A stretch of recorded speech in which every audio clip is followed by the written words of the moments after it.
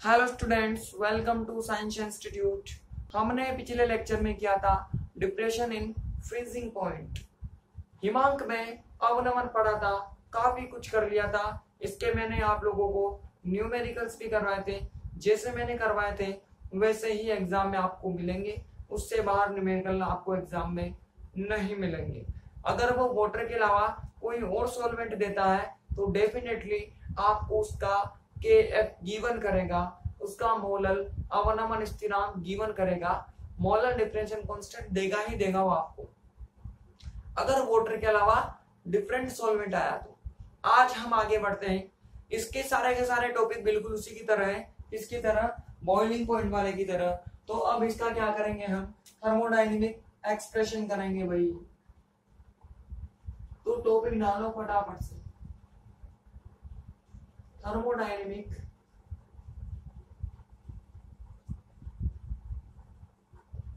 Expression of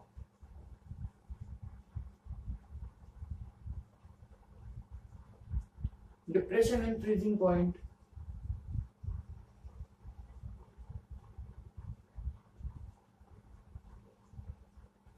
depression in freezing point, ठीक। हिमांक अवनमन का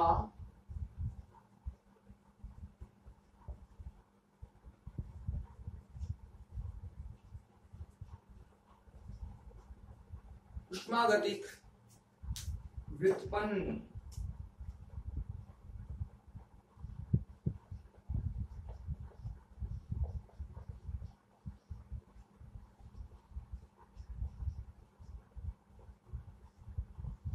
आ गई बात समझ में? ऊष्मागतिक व्युत्पन्न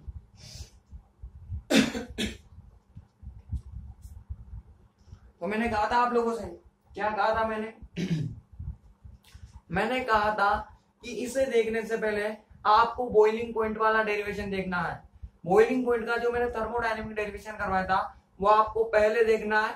जो आज नया हो उसको पहले देख के आना, वरना ये समझ में नहीं आएगा, क्योंकि ये पूरा का पूरा टॉपिक वही है। वहां पर जहां जहां बी आ रहा था ना, उठाकर क्या कर दो, बी को उठा के क्या कर देना, आपको एफ कर देना है, तो पूरा डेरिवेशन कन्वर्ट हो जाएगा इस वाले डेरिवेशन में। तो वहां पे मैंने सब कुछ समझा दिया था आप लोगों को। यहाँ पे मैं सीधा बताऊंगा, जो भी नया हो पहले उस डेरिवेशन को देख के आना, फिर आके इसको देखना भाई, ठीक है। तो शुरू करते हैं। क्या लगाई थी भाई हमने? क्लासियस क्लैपेरॉन इक्वेशन लगाई थी, क्लासियस क्लैपेरॉन समीकरण लगाई थी। बोलो क्या होती है? ln P0 upon PS। ये हो गया। वहां पर डेल्टा H भी आता था, अब यहाँ पर क्या आ जाएगा? F आ जाएगा। इतना ही करना है हमें। वहां पर V का मतलब था वेपोराइजेशन, मतलब वाष्प में कन्वर्ट करने की उष्मा। यहाँ F का मतलब है फ्यूजन। आई बात समझने, ये हो जाएगा R। इधर की तरफ क्या हो जाएगा भाई?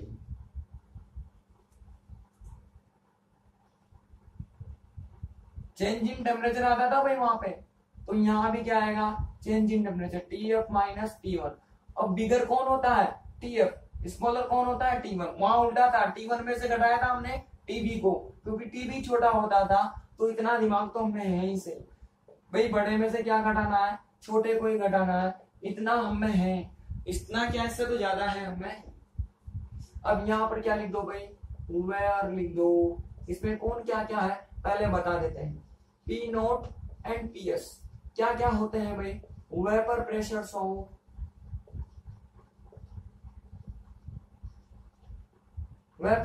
Of solvent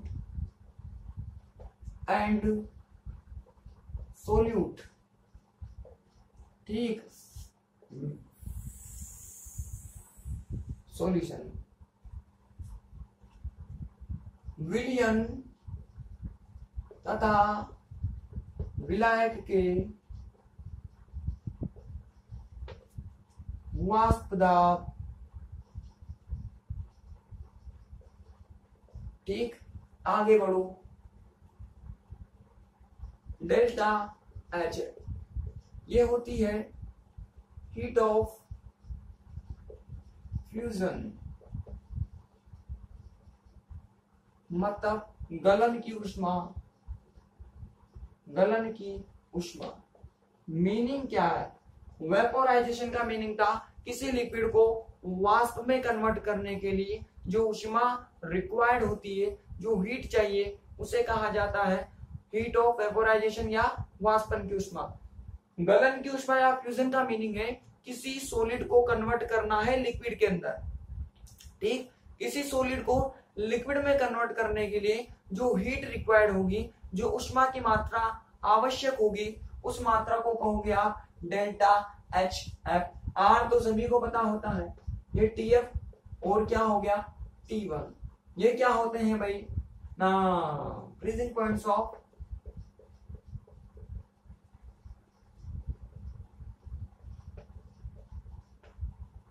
solvent and solution, ठीक। विलयन तथा विलायक के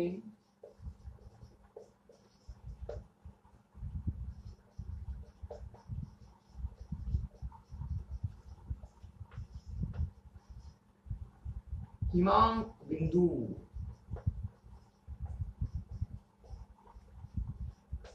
ठीक है भाई। फटाफट से इनको कॉपी मारो, मिटाऊंगा क्योंकि मैं आपको पता है ये डेरिवेशन नहीं होगा एक बोर्ड में, तो इसको एक बोर्ड में लाना चाहते हैं हम, तो लाना चाहने के लिए आपको इसे पहले करना होगा। फटाफट से इतना कर लो आप, स्क्रीनशॉट ले लो, बाद में कर लेना, करना बाद में लिखेंगे क्योंकि भी इसके अंदर हम स्क्रीनशॉट ले लो भाई, बाद में करते रहना।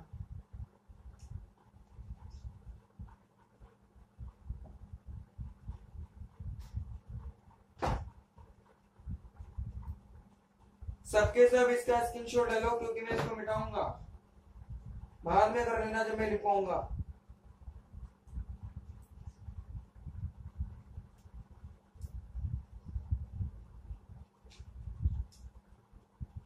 ले लिया होगा सबने, ठीक।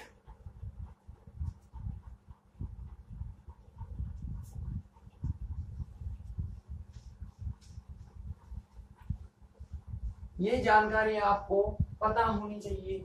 अब आगे बढ़ते हैं। अब करते क्या है भाई, हम मानते हैं सपोज टीएफ ऑलमोस्ट इक्वल हो किसके, टी1 की इक्वल हो। अगर टीएफ ऑलमोस्ट इक्वल होगा तो भाई देखो ये ऑलमोस्ट इक्वल है लेकिन बराबर नहीं है, बराबर नहीं है तो किसको तो क्या लिखेंगे हम, डेल्टा टीएफ लिखेंगे। पता है ना, सारी चीजें मैं एक्सप्लेन कर चुका हूं आपको।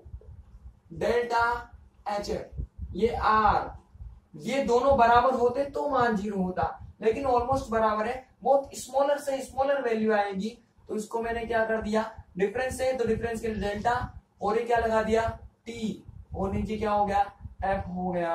इधर ये टीएफ और टी1, तो मैं इस टी1 को क्या लिख सकता हूँ, टीएफ लिख सकता हूँ।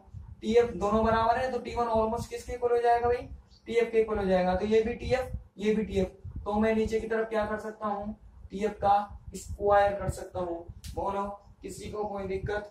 सब कुछ मैंने एक्सप्लेन किया था पिछले डेरिवेशन में, ठीक है ना। आगे बढ़ते हैं। अब यहां से आने के बाद इक्वेशन तो होगी, अब हमें थोड़ा सा अलग सोल्व करना है। आप लोगों को पता ही है, इसको हम कन्वर्ट करना चाहते हैं किसके नियम में, राउट के नियम में। तो भाई इसको पहले मैंने रिवर्स कर दिया, जैसे मैं रिवर्स कर दूंगा तो आगे क्या उत्पन्न होगा, एक माइनस बनेगा।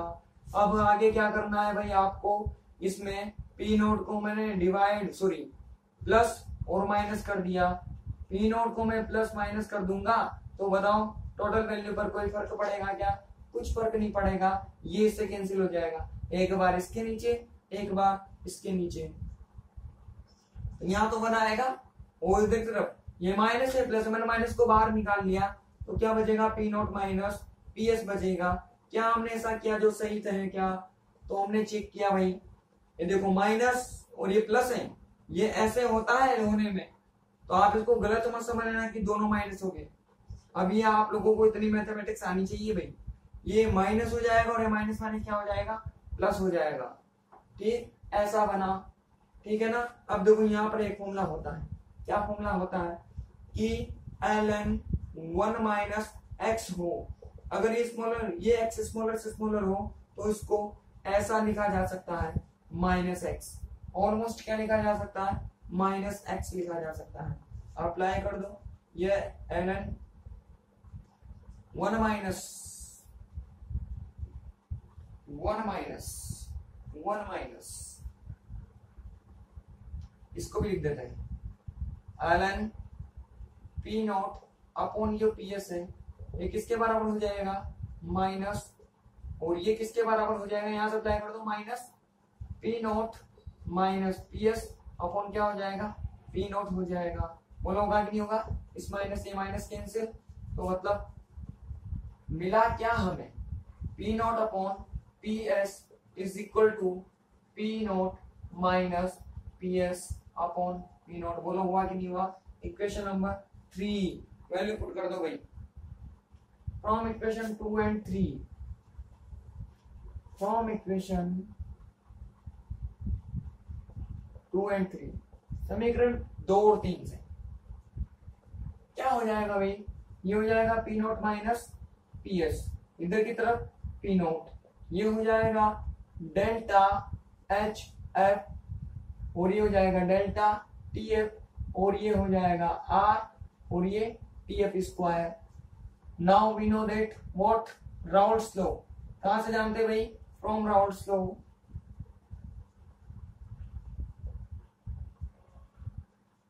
राउल्ट के नियम से, राउल्ट के नियम से, बोलो क्या कहता है, राउल्ट का नियम कहता है कि P naught minus P S upon P not किसके बराबर होता है, एन अपॉन कैपिटल एन के बराबर होता है। बोलो होता है कि नहीं होता। एंड ऑल्सो जो एन होता है वो स्मॉल डब्ल्यू और स्मॉल एम के बराबर, और कैपिटल जो एन होता है वो कैपिटल डब्ल्यू और कैपिटल एम के बराबर होता है। ये given amount molar mass, given amount molar mass, इसको स्मॉल स्मॉल से दिखाते हैं, इसको कैपिटल कैपिटल से दिखाते हैं। तो दिस एम्प्लाइज क्या हो जाएगा भाई, P naught minus P S upon P not, ये किसके बराबर, ऐसे करके वैल्यू पुट करोगे आप तो क्या हो जाएगा, W तो नीचे की तरफ, अरे पता नहीं ये उल्टा हो जाता है। ये इक्वेशन नंबर 3, तो इसको क्या डाल दोगे आप, 4, ये क्या हो जाएगी 5, फ्रॉम इक्वेशन 4 and 5, 4 and 5, समीकरण 4 और 5 से बताओ क्या हो जाएगा, ये W और ये कैपिटल W और ये स्मॉल m और ये क्या हो जाएगा कैपिटल M, इधर की तरफ क्या हो जाएगा डेल्टा एच एफ और ये डेल्टा टी एफ, और ये R और ये क्या हो जाएगा टी एफ स्क्वायर। अब बताओ मैं किसकी वैल्यू चाहिए, डेल्टा टी एफ। अरे हिमांक में ऑनोमल तो चाहिए, हमें चाहिए डिप्रेशन इन फ्रीजिंग पॉइंट, तो कौन सा है भाई, ये है। तो इसको हमने इधर रोका, बाकी सबको इधर ट्रांसफर कर दिया। देखो मैंने कैसे ट्रांसफर किया, देखना ध्यान से जरा, ये हो गया आर टी एफ स्क्वायर, और ये बगल में इसके नीचे की तरफ क्या हो गया डेल्टा एच एफ हो गया, ये मल्टीप्लाई, ठीक है ना, ये हो गया और ये हो गया और ये हो गया और ये हो गया, इधर की तरफ क्या बच गया डेल्टा टी एफ। बोलो बचा कि नहीं बचा, इसको रोक के ये नीचे की तरफ और ये ऊपर की तरफ। बोलो हुआ, एकदम करेक्ट है, किसी को कोई दिक्कत होनी भी नहीं चाहिए, अभी तक कुछ ऐसा किया ही नहीं ना कि आपको दिक्कत हो। ये हो जाएगा डेल्टा टी एफ, मैंने पलट दिया इसको। अब मैं थोड़ा सा इसको रीअरेंज करना चाहता हूं, मेरा मन है रीअरेंज करने का। ये मैंने एम को इसके साथ में ले लिया, मुझे उधर अच्छा नहीं लग रहा था भैया, तो मैंने इसको इसके साथ लिया, अब अच्छा लग रहा है। आपको भी लगेगा थोड़ी देर में, अभी आपको नहीं लग रहा होगा, लेकिन टेंशन मत लो, थोड़ी देर में अच्छा लग जाएगा। अब क्या करो भाई, 1000 से ऊपर नीचे मल्टीप्लाई कर दो, कर दिया, ये लो भाई कर दिया। अगर 1000 से ऊपर नीचे मल्टीप्लाई करेंगे तो बताओ हमारे टोटल वैल्यू में कोई फर्क पड़ेगा क्या? अरे कोई फर्क पड़ेगा क्या? नहीं पड़ेगा भाई, नहीं पड़ेगा। 1000 से 1000 तो गया, तो करो नहीं करो कोई फर्क नहीं पड़ेगा, लेकिन हमने कर दिया क्योंकि हमें इसकी जरूरत है और वह थोड़ी देर में आपको समझ में आ जाएगा। अब देखो जो ये नजर आ रहा है ना, इसको मैंने क्या मान लिया? के एफ मान लिया। ये हो गया एम आर, ये हो गया टी एफ स्क्वायर, और ये हो गया 1000, और ये क्या हो गया? Delta H F. जैसे ही मैंने इसको के एफ बोला, बताओ क्या हो गया भाई? अरे क्या हो गया? बोल तो दो। ये हो गया के एफ इधर की तरफ स्मॉल डब्ल्यू, ये हो गया 1000, और ये स्मॉल एम, और ये हो गया कैपिटल डब्ल्यू।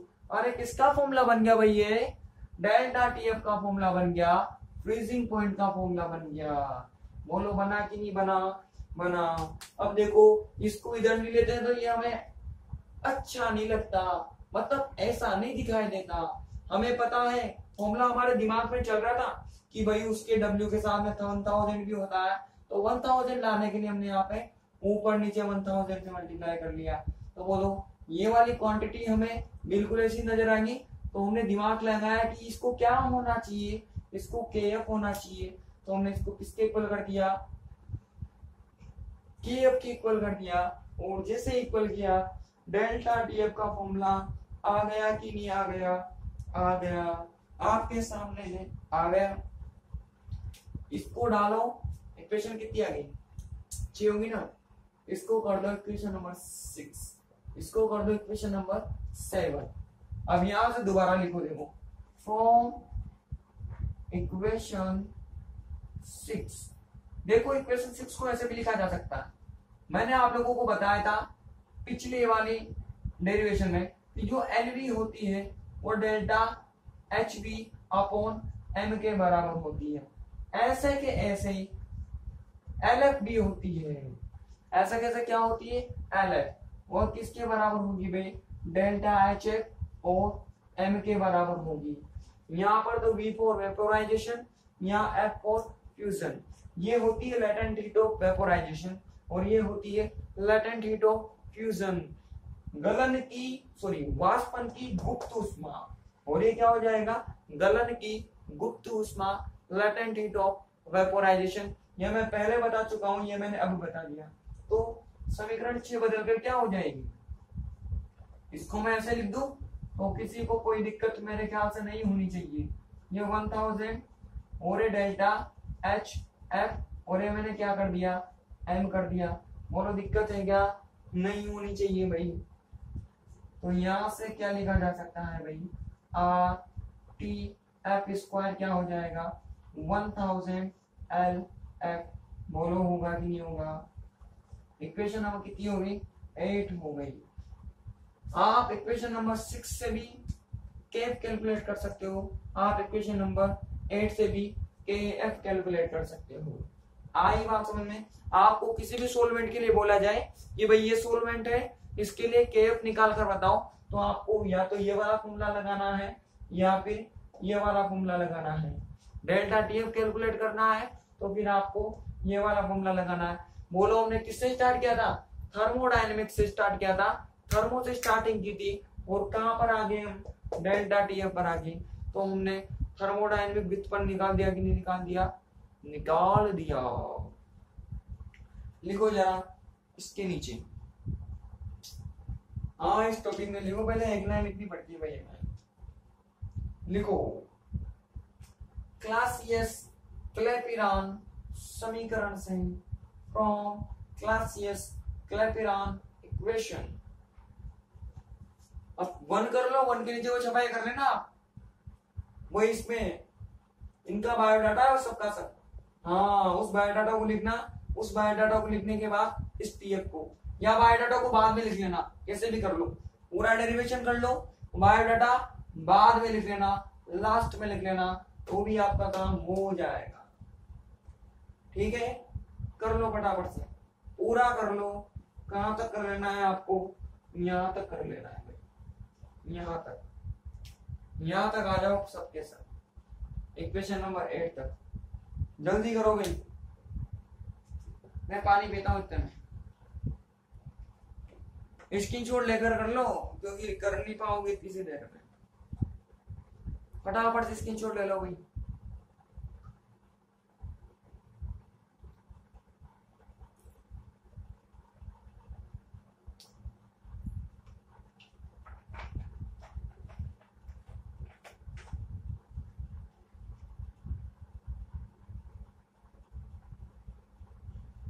हो गया,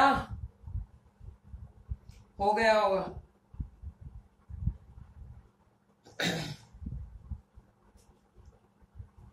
लिख लो इसके नीचे, 8 के नीचे लिखो भाई, समीकरण 7 की सहायता से, समीकरण 7 की सहायता से,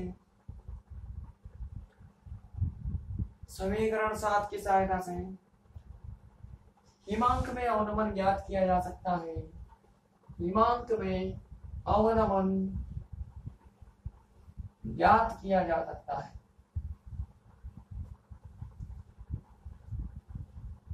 अगली लाइन से देखो, समीकरण 6 तथा 8 की सहायता से, समीकरण 6 तथा 8 की सहायता से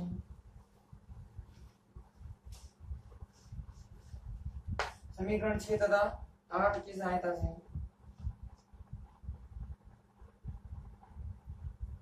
मोलल अवनमन स्थिरांक का मान ज्ञात किया जा सकता है। मोलल अवनमन स्थिरांक का मान ज्ञात किया जा सकता है।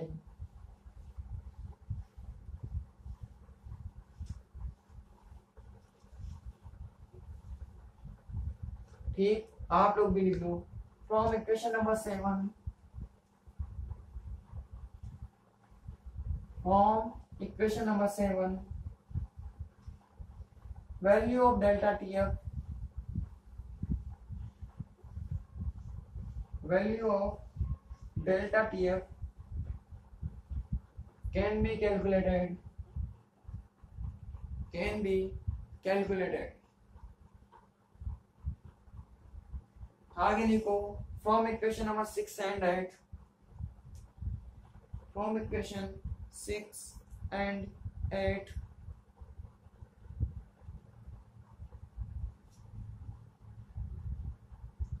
values of kf can be calculated, values of kf can be calculated।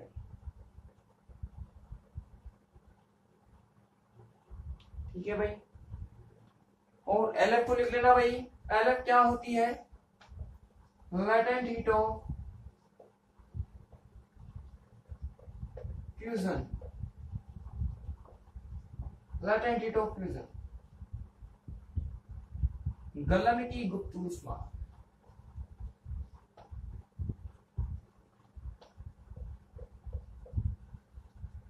ठीक,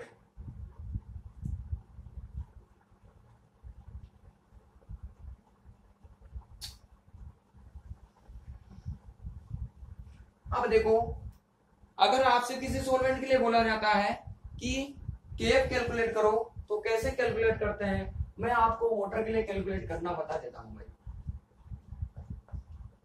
ठीक है ना, हम जानते हैं केएफ बराबर क्या होता है, एम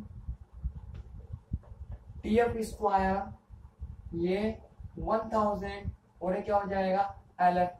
यहां पर सब कुछ तो जानते हैं। एम क्या होता है भाई, एम क्या होता है, मोलर मास, मोलर द्रव्यमान होता है। टीएफ क्या होता है, गलनांक बिंदु होता है। वाटर का नहीं जानते क्या, हम जानते हैं। एम कितना होता है 18 और एलएफ मैं बताऊंगा आपको, तो सारी वैल्यूज पुट कर दो आप।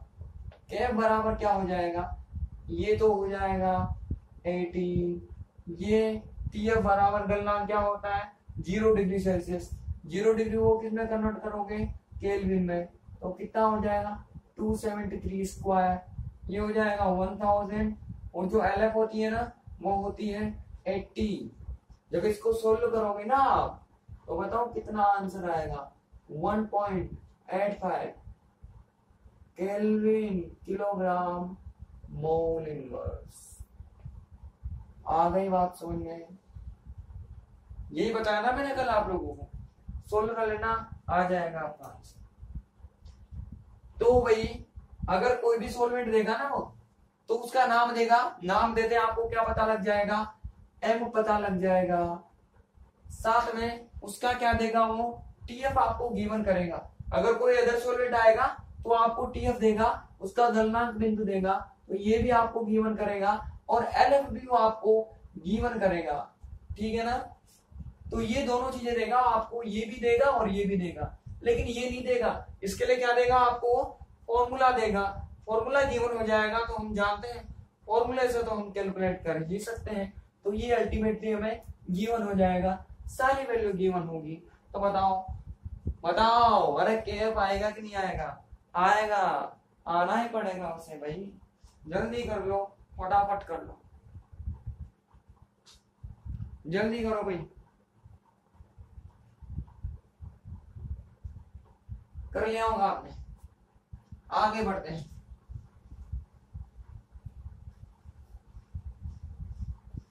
अब हम बात करेंगे experimental measurement of depression in freezing point.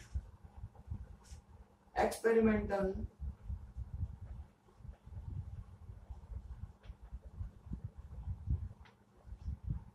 measurement of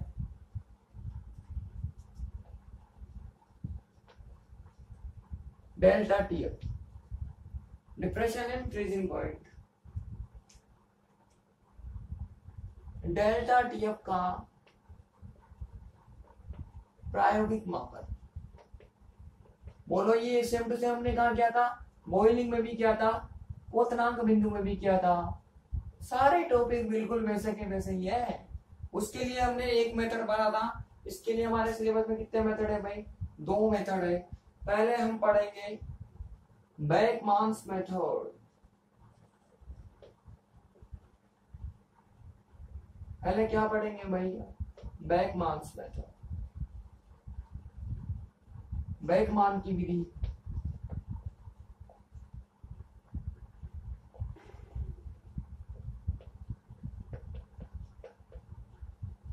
बड़ी आसान है भाई ये विधि। क्या है भाई इसके अंदर, इस तरह से एक पात्र होता है हमारे पास, ठीक है,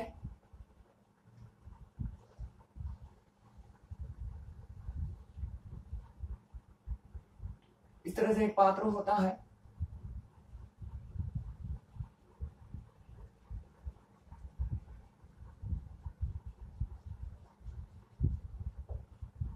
इसमें भरी होती है बर्फ। हाँ, बड़े बड़े गोले भरे होते हैं भाई बर्फ।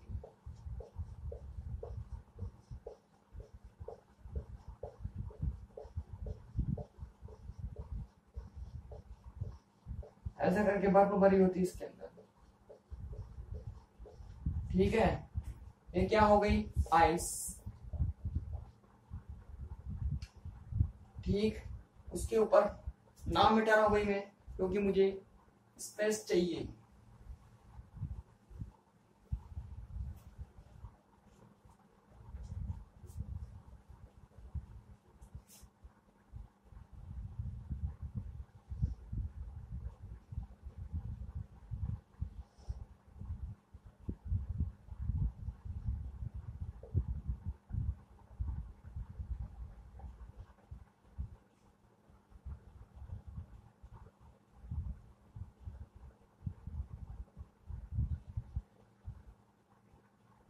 यहां पर क्या लगा दिया हमने, थर्मामीटर।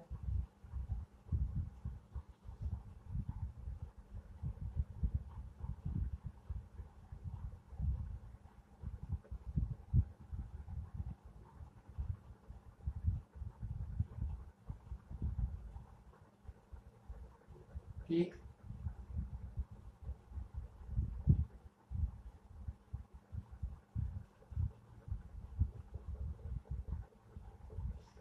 ऐसा करके इसमें क्या होगी भाई, रीडिंग होगी। बना लेना भाई, आप लोग तो माहिर हो बनाने में।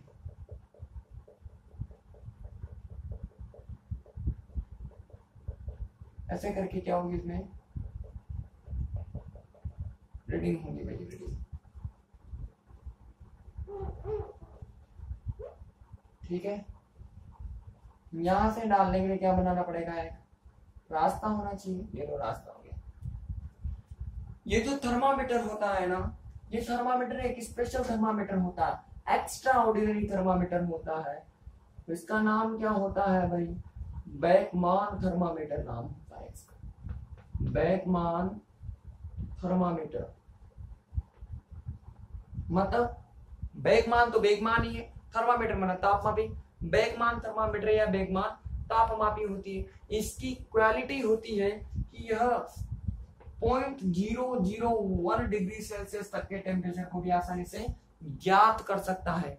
नॉर्मल जो ऑर्डिनरी थर्मामीटर होता है उससे हम केवल 1 डिग्री सेल्सियस तक का टेम्परेचर कैलकुलेट कर सकते हैं, लेकिन एक स्पेशल टाइप का है, इससे हम 0.001 डिग्री सेल्सियस तक का टेम्परेचर कैलकुलेट कर सकते हैं। आई बात समझ में। सबसे पहले इसके अंदर क्या भरना है, हमें सोलवेंट भरना है।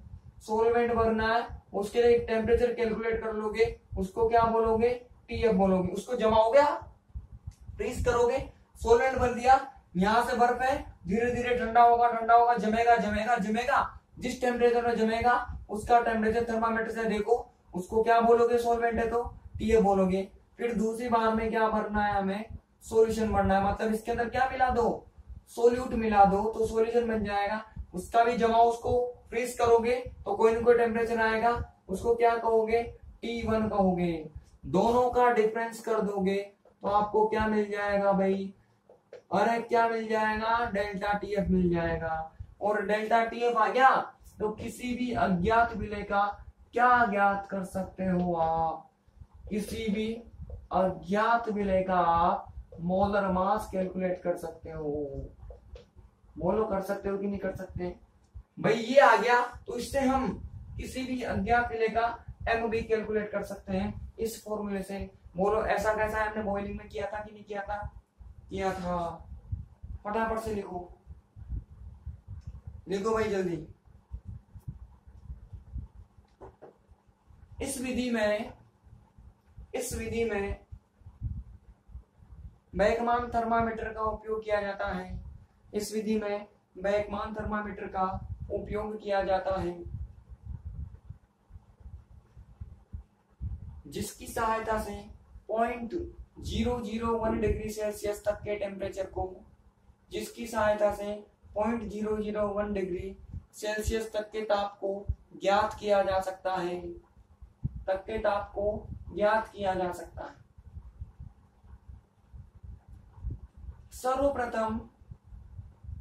सर्वप्रथम विलायक को भरकर उसे ठंडा किया जाता है, विलायक को भरकर उसे ठंडा किया जाता है तथा उसका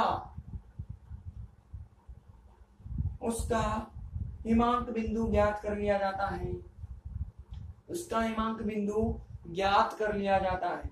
ब्रैकेट में लिख लेना टीएफ। उसके पश्चात इसमें विलय को मिलाकर बनने वाले विलयन को भरा जाता है, बनने वाले विलयन को भरा जाता है तथा उसे भी ठंडा करके हिमांक बिंदु ज्ञात कर लिया जाता है। ब्रैकेट में लिखो T1, हिमांक बिंदु ज्ञात कर लिया जाता है। इनकी सहायता से डेल्टा टीएफ, इसकी सहायता से डेल्टा टीएफ ज्ञात किया जा सकता है, डेल्टा टीएफ ज्ञात किया जा सकता है तथा डेल्टा टीएफ की सहायता से अज्ञात विलय का मोलर द्रव्यमान ज्ञात किया जा सकता है। डेल्टा टीएफ की सहायता से अज्ञात विलय का मोलर द्रव्यमान ज्ञात किया जा सकता है। लिख नहीं पा रहे हो तो वीडियो पॉज कर दो और फिर लिखना। अज्ञात विलय का मोलर द्रव्यमान ज्ञात किया जा सकता है। ये डायग्राम बना लो भाई। आप लोग लिखो, in this method Bachmann thermometer is used. In this method, Bachmann thermometer is used.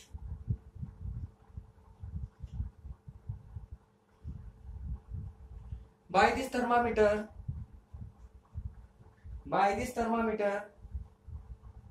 0.001 degree Celsius temperature, 0.001 degree Celsius temperature can be measured with accuracy. Can be measured with accuracy. Can be measured with accuracy. In this, initially solvent is filled. In this, initially solvent is filled and it is freezed by ice. It is freezed by ice, and its freezing point is measured. Its freezing point is measured. Freezing point is measured after solute is mixed. After solute is mixed. अगर लिख नहीं पा रहे हो तो video को pause करना भाई और फिर लिखना। अगर मैं रुकूंगा तो वीडियो लंबी हो जाएगी। After solute is mixed and resulting solution is filled in it. Resulting solution is filled in it. And its freezing point is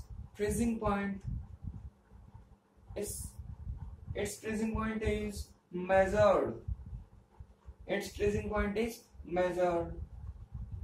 On the basis of it, delta TF can be calculated. On the basis of it, delta TF can be calculated. And from delta TF,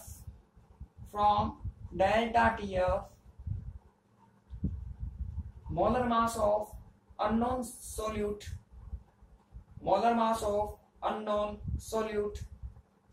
can be calculated. Molar mass of unknown solute can be calculated. Unknown solute can be calculated. कैसे ज्ञात होगा? इस फॉर्मूले से लिखना नीचे की तरफ। इसकी एक मेथड और है, उसको हम कल पढ़ेंगे। इसको खत्म करके कल नया टॉपिक शुरू करेंगे भैया। कल मिलते हैं। कुछ दिक्कत हो तो कमेंट करना।